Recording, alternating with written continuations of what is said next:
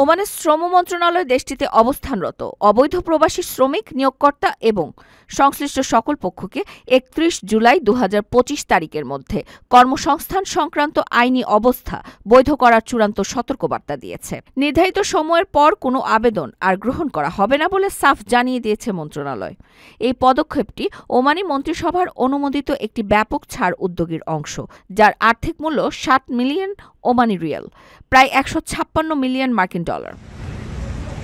মূল লক্ষ্য হল শ্রমবাজারে শৃঙ্খলা ফিরিয়ে আনা, অবৈধ অবস্থান হ্রাস করা এবং শ্রমিক ও নিয়োগকর্তা উভয়ের অধিকার সুরক্ষা নিশ্চিত করা। মন্ত্রণালয় জানিয়েছে, নির্ধারিত সময়ের মধ্যে যে কেউ শ্রমিক কার্ড বা ভিসা নবায়ন করতে পারবে জরিমানা ছাড়াই।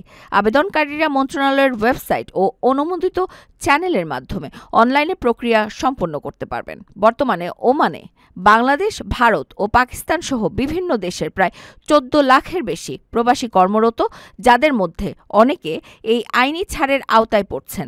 তাই সংশ্লিষ্ট সবাইকে দ্রুত পদক্ষেপ নেওয়ার আহ্বান জানানো হয়েছে। ওমানের সেরা রেট দিচ্ছে বাংলাদেশি প্রতিষ্ঠান গালফ এক্সচেঞ্জ।